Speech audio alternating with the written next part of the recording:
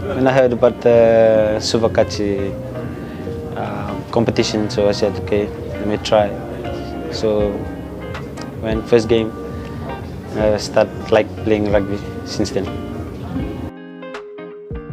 Never thought of it till got the development contract. So I said, okay, like everything is coming into place. So. Yeah, it is. Especially being away from mom and dad, and especially my siblings. It's hard for me, but it's for my mind. I'm here to do something. So, just